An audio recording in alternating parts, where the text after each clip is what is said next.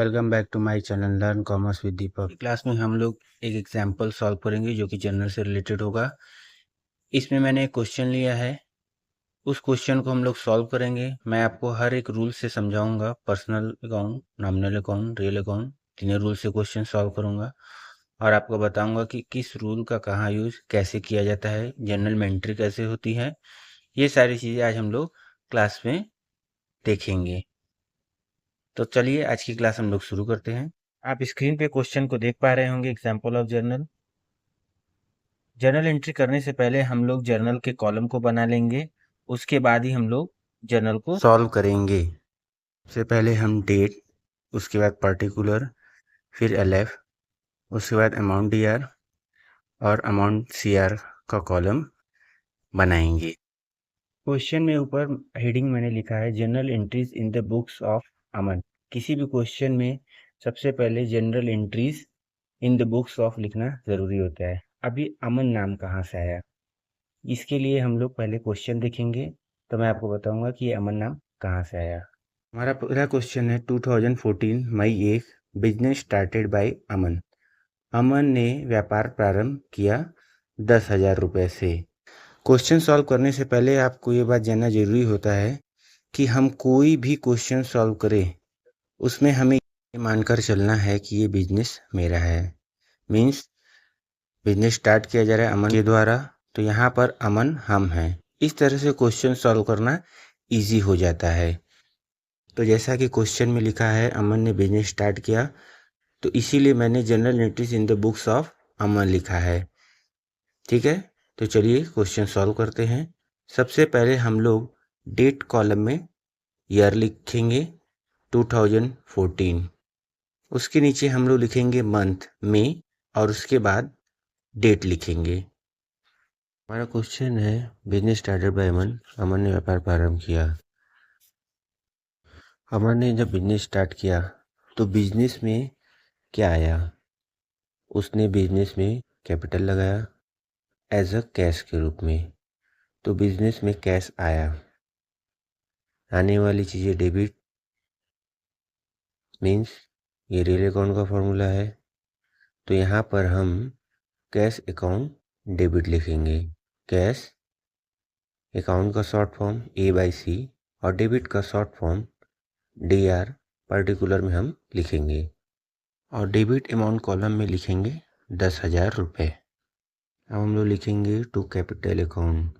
व्यापार में अमन ने पूंजी लगाई, वो कैश फॉर्म में आया, लेकिन ये कैपिटल दिया किसने, व्यापार के स्वामी ने, यानी देने वाला क्रेडिट, गिवर इज क्रेडिट। ये रूल है पर्सनल अकाउंट का और कैपिटल होता है पर्सनल अकाउंट, इसलिए यहाँ लिखेंगे टू कैपिटल अकाउंट।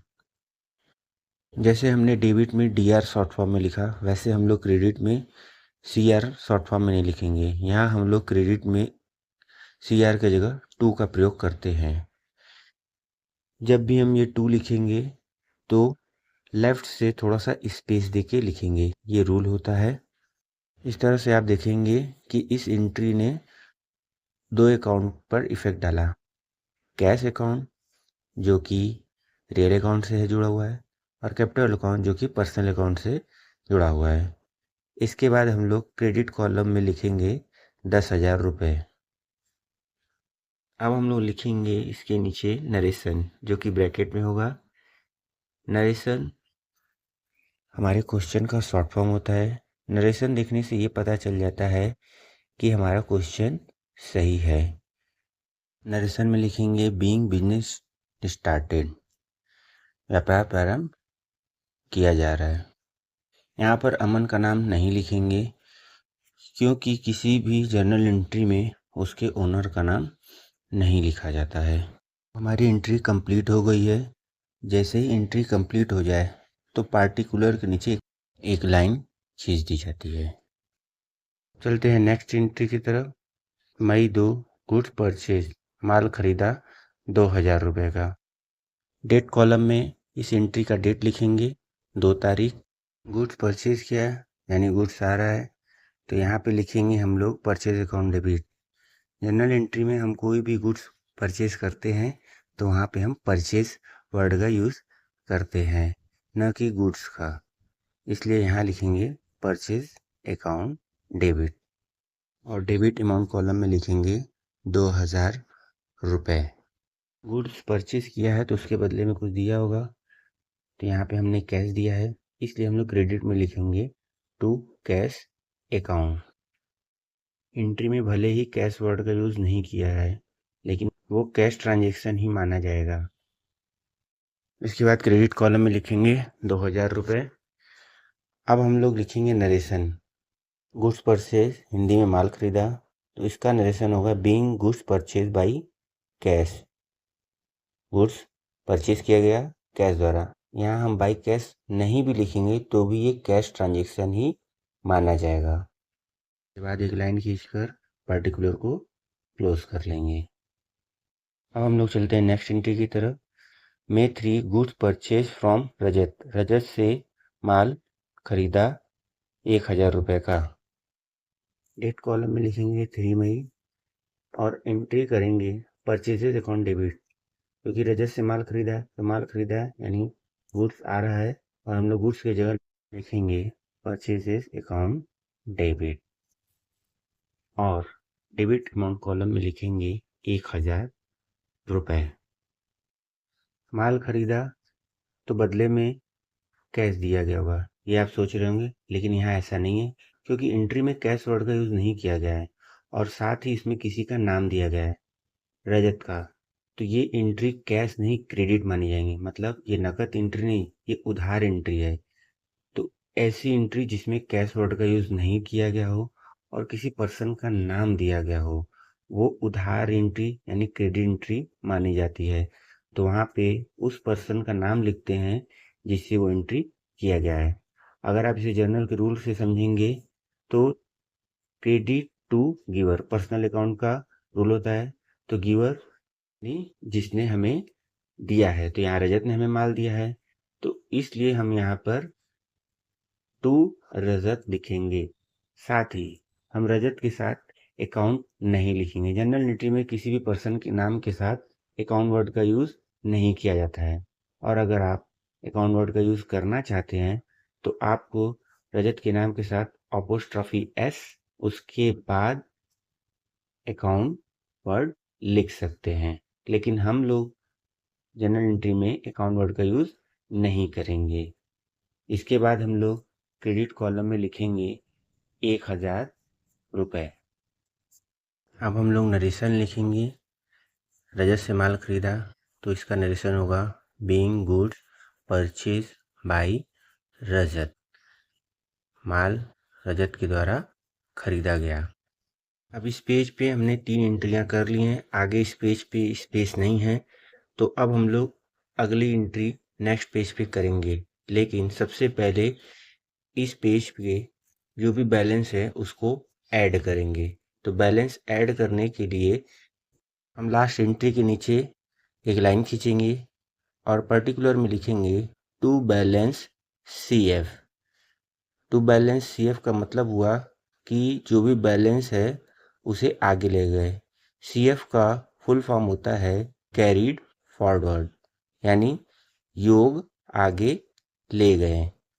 इसके बाद डेबिट अमाउंट कॉलम को ऐड करेंगे, जो कि टोटल होगा 13,000 रुपये, और फिर उसके बाद क्रेडिट अमाउंट कॉलम को जोड़ेंगे, वो भी होगा 13,000 रुपये। दोनों डेबिट और क्रेडिट का टोटल इक्वल होना चाहिए। अब हम लोग चलते हैं नेक्स्ट एंट्री की तरफ। नेक्स्ट एंट्री जाने से पहले हम लोग नेक्स्ट पेज पे कॉलम बनाएंगे, फिर उसके बाद हम लोग नेक्स्ट एंट्री को देखेंगे। तो सबसे पहले नेक्स्ट पेज पे date particular LF amount debit amount credit की कॉलम बनाएंगे। यहाँ पर हम लोग हेडिंग्स नहीं लिखेंगे, क्योंकि हम लोग स्टार्टिंग में date particular LF amount debit amount credit की हेडिंग लिख चुके हैं, तो नेक्स्ट पेज पे लिखने की ज़रूरत नहीं होती है। वैसे जर्नल की जो कॉपी प्रिंटेड होती है उसमें हर पेज पे ये सारी चीज़ें ऑलरेडी लिखी होती है, लेकिन हम लोग किसी कॉपी में करते हैं तो इसके लिए हम लोगों को ये करने की ज़रूरत नहीं होती है। इसके बाद हम लोग लिखेंगे बाय बैलेंस BF, योग आगे लाया गया। जो लास्ट पेज का टोटल था उसको हम इस पेज पे लाएंगे, तो उसी लिए यहाँ पर पहले लिखेंगे बाय बैलेंस BF। BF का फुल फॉर्म हुआ ब्रॉड फॉरवर्ड, योग आगे लाया गया। फिर उसके बाद हम लोग डेबिट कॉलम में लिखेंगे 13,000 रुपये और फिर क्रेडिट कॉलम में लिखेंगे 13,000 रुपये, क्योंकि दोनों टोटल था 13,000 रुपये। बाई बैलेंस BF को अंडरलाइन करके क्लोज कर देंगे और उसके बाद हम लोग करेंगे नेक्स्ट एंट्री। तो नेक्स्ट एंट्री से पहले क्वेश्चन देख लेते हैं। हमारा नेक्स्ट क्वेश्चन है मई 6 गुड्स सोल्ड बाय कैश, नगद माल बेचा 2300 रुपये का। इसके बाद हम लोग एंट्री करते हैं। तो सबसे पहले हम लोग डेट कॉलम में डेट लिखेंगे 6 में और उसके बाद हम लोग एंट्री करेंगे। एंट्री करने से पहले हम लोग एंट्री को समझेंगे, फिर एंट्री को सॉल्व करेंगे। नगद माल बेचा, तो हम क्वेश्चन खुद से करेंगे। अगर हम कोई माल बेच रहे हैं यानी वो चीज़ हमारे पास से जा रही है और बदले में हमें क्या मिल रहा है, कैश, तो आने वाली चीज़ें डेबिट और जाने वाली क्रेडिट, रियल अकाउंट का रूल है। तो कैश आया तो कैश डेबिट और गुड्स गया तो गुड्स क्रेडिट। यहाँ पे गुड्स क्रेडिट ना करके हम लोग सेल्स क्रेडिट करेंगे। जैसे परचेस माल कर रहे थे तो वहाँ पे हम लोग परचेस को डेबिट कर रहे थे, उसी तरह सेल्स जब करेंगे तो यहाँ सेल्स को क्रेडिट करेंगे।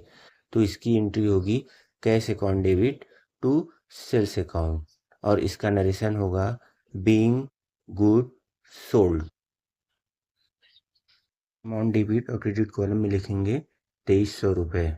उसके बाद पर्टिकुलर को एक लाइन खींचकर क्लोज कर देंगे। इस तरह से हमारी ये एंट्री पूरी हो गई है। हम लोग चलते हैं नेक्स्ट एंट्री की तरफ। नेक्स्ट एंट्री है 12 में गुड्स सोल्ड टू अंकुर। अंकुर को माल बेचा 4,000 रुपये का। तो डेट कॉलम में हम लोग लिखेंगे 12 तारीख और इस एंट्री को पहले समझेंगे। अंकुर को माल बेचा तो माल बेचा कैश आया और माल गया। आप ये सोच रहे होंगे लेकिन ऐसा नहीं है, क्योंकि इस एंट्री में कैश वर्ड का यूज़ नहीं किया गया है। इस एंट्री में किसी का नाम दिया गया है। मैंने परचेज वाली एंट्री में आपको बताया था कि अगर कोई भी गुड सोल्ड या परचेज किया जाए और उसमें किसी का नाम हो तो क्रेडिट एंट्री मानी जाएंगी जब तक उसमें कैश वर्ड का यूज़ नहीं किया जाता। तो सेम चीज़ यहाँ पे भी होगा। यहाँ पे आपका सेल्स तो क्रेडिट होगा ही, लेकिन यहाँ पर आप कैश डेबिट न करके अंकुर का नाम लिखेंगे, क्योंकि आपने उधार बेचा है। और अगर इसको रूल के अकॉर्डिंग समझें तो पर्सनल अकाउंट का रूल होता है पाने वाला डेबिट और देने वाला क्रेडिट। तो पाने वाला कौन है, अंकुर। अब माल बेच रहे वो पा रहा है तो इसीलिए अंकुर को यहाँ डेबिट करेंगे और क्रेडिट करेंगे सेल्स को। यहाँ पर भी नाम के साथ अकाउंट वर्ड का यूज़ नहीं करेगा, मैं पहले ही बता चुका हूँ इस चीज़ को। एंट्री होगी अंकुर डेबिट टू सेल्स अकाउंट और इसका नरेशन होगा बीइंग गुड्स सोल्ड टू अंकुर,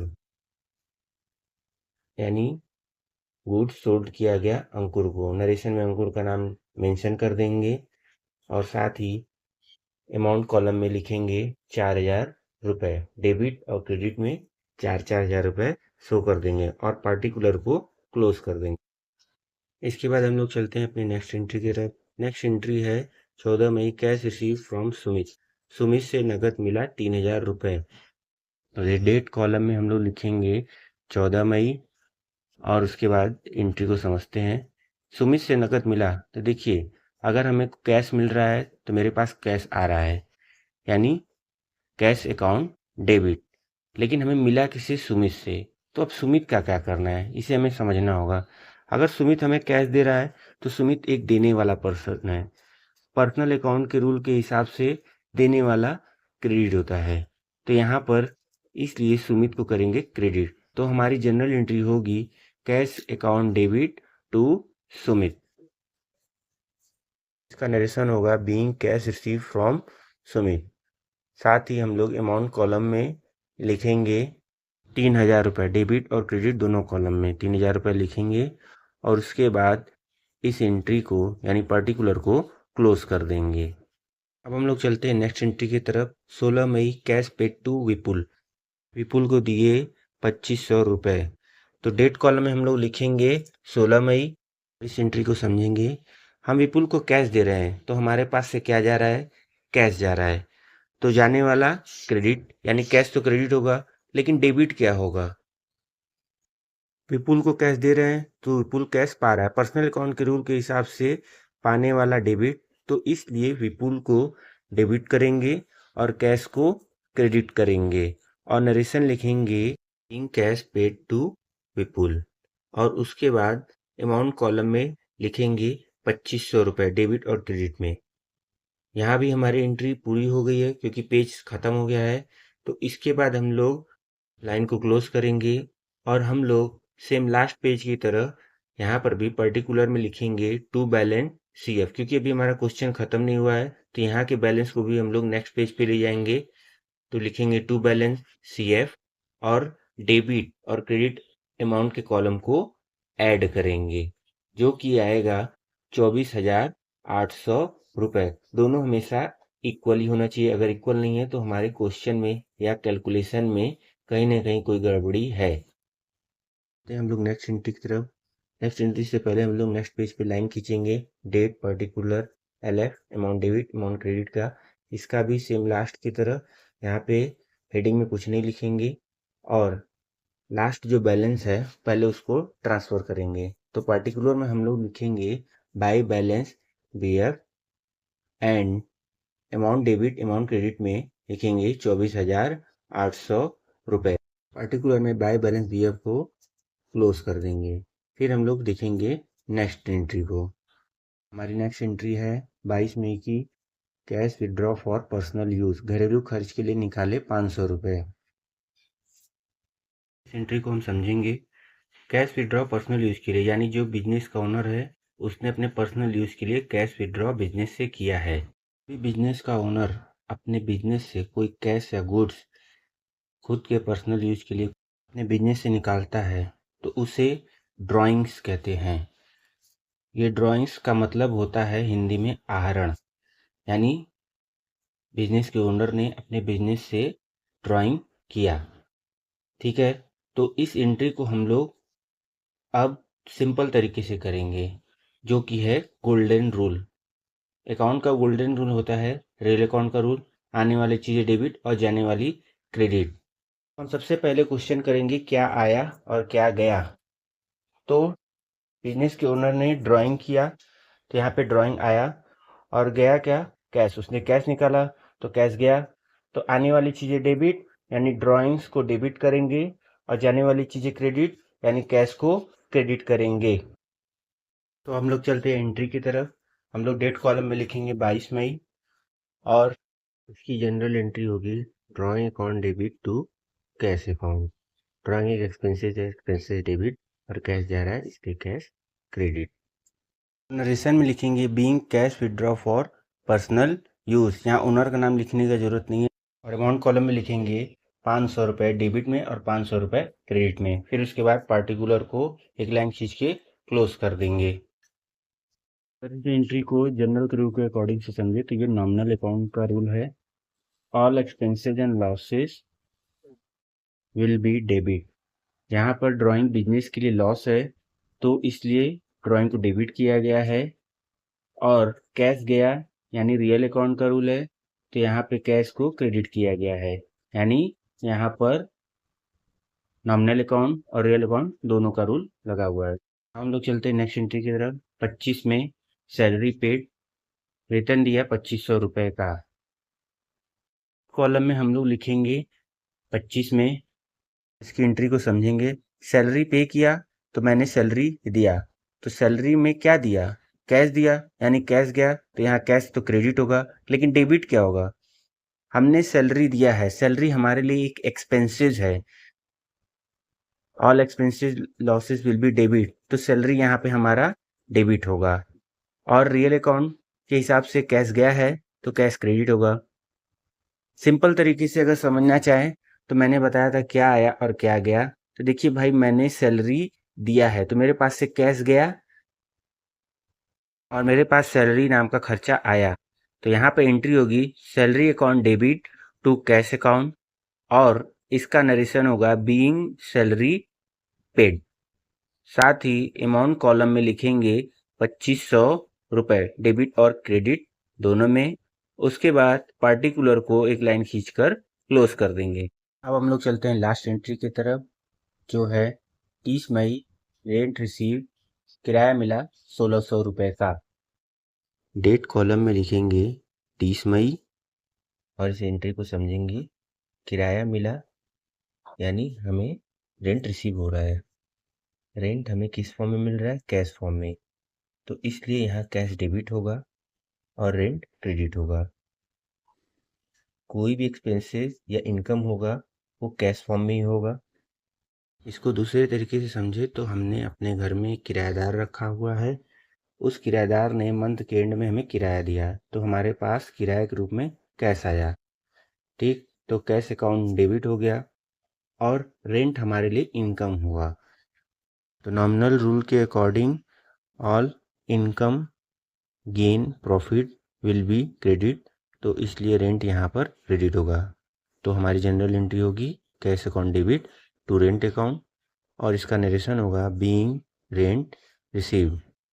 इसके बाद हम लोग अमाउंट कॉलम में 1600 रुपये डेबिट में और 1600 रुपये क्रेडिट में लिखेंगे। हमारा क्वेश्चन पूरी तरह सॉल्व हो चुका है। अब चलते हैं टोटल करने। अब पूरे अमाउंट को टोटल करेंगे। टोटल करने से पहले एक लाइन खींचेंगे और पार्टिकुलर में लिखेंगे ग्रैंड टोटल। इसमें CF और BF नहीं लिखेंगे क्योंकि हमें बैलेंस अब ट्रांसफ़र नहीं करना है। अब हमारा ये फाइनल और लास्ट टोटल है, तो पार्टिकुलर में लिखेंगे ग्रैंड टोटल और अमाउंट डेबिट और अमाउंट क्रेडिट कॉलम के अमाउंट को ग्रैंड टोटल के सामने जोड़कर लिखेंगे, जो कि आएगा 29,400 रुपये डेबिट और क्रेडिट में। इस तरह से हमारा जर्नल का एग्जाम्पल पूरी तरह सॉल्व हो चुका है। मैंने 10 एंट्री के माध्यम से इसे समझाने का कोशिश किया है। अगर आपको किसी भी क्वेश्चन में कोई डाउट हो तो मुझे ज़रूर बताएं, मैं उसे नेक्स्ट क्लास में सॉल्व करके आपके डाउट को क्लियर करूँगा।